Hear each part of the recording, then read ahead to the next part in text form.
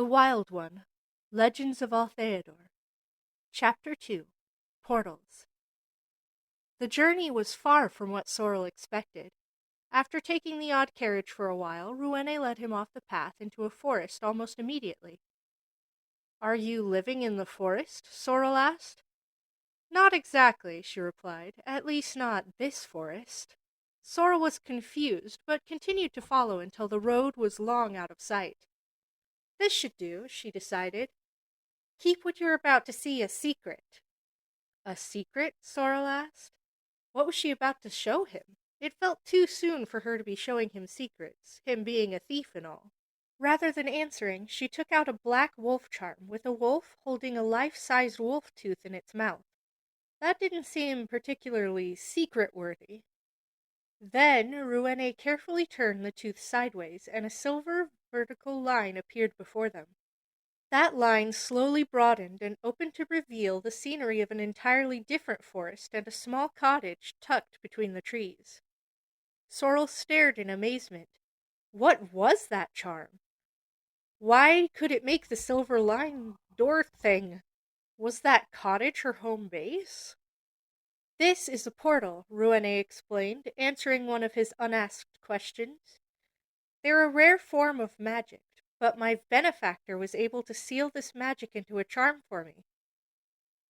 "This is magic your benefactor can use?" Sorrel asked. He had never seen such magic before.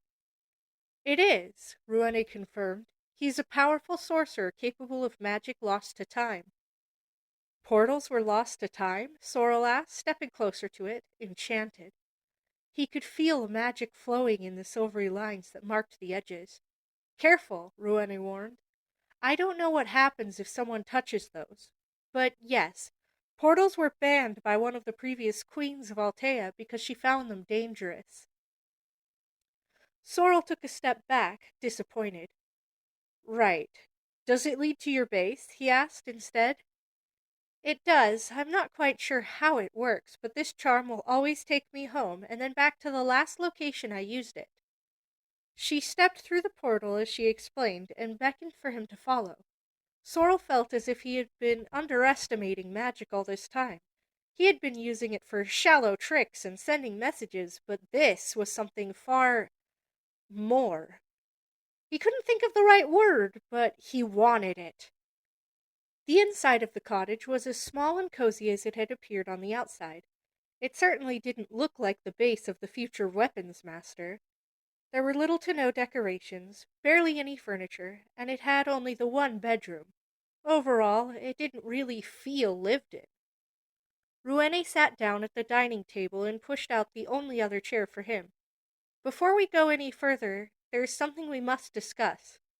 Sorrel had a bad feeling, but sat down as directed. "To be honest, my benefactor supports me a great deal, but if I want anything beyond this basic support, I have to earn the money myself. That's why I've been hunting bandits." "I'm not stealing money," Sorrel interrupted. Rouene gave him a cross look. "I would never ask you to do that. In fact, I would prefer if you didn't steal at all," she told him. "Sorrel, have you ever tried taking jobs? Legal jobs?" "You want me to get a job?" Sorrel asked, unable to hide his distaste for the idea. "Not exactly.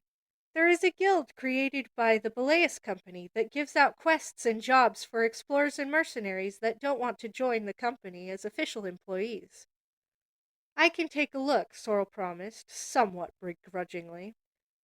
"But if there's nothing I can do, I guess I could help hunt bandits." Rouene seemed relieved that he had agreed. "There's actually one more problem. My base only has the one room—" "I'll sleep outside," Sorrel interrupted. "I'm more comfortable in the forest than in a bedroom." She looked like she wanted to argue for a second, but decided Sorrel was a thief and likely wasn't just saying that to be polite. "That works.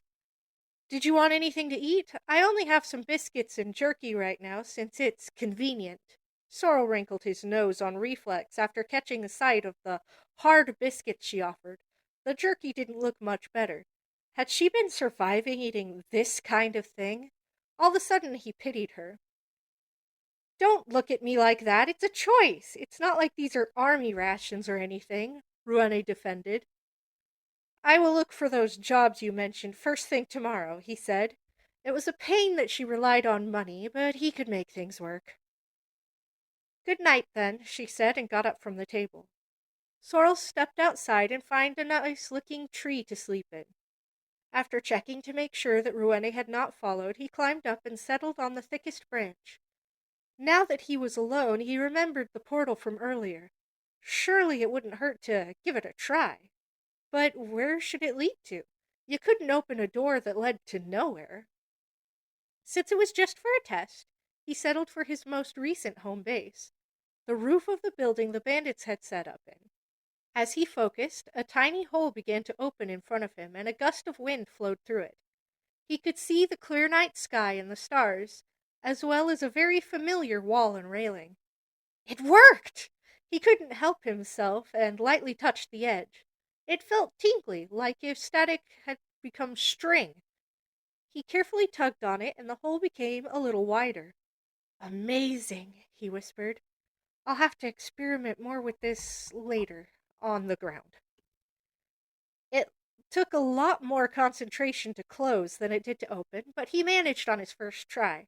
If he could do this, he wondered what other kinds of forgotten magic were out there to discover. Rouene closed the door to her room and finally let out a sigh of relief. She had kept a confident appearance in front of Wild, or Sorrel, but now that she was alone, the facade broke to pieces. Densooth had promised her that as long as she could get Wild on her side, her dream was certain to become a reality.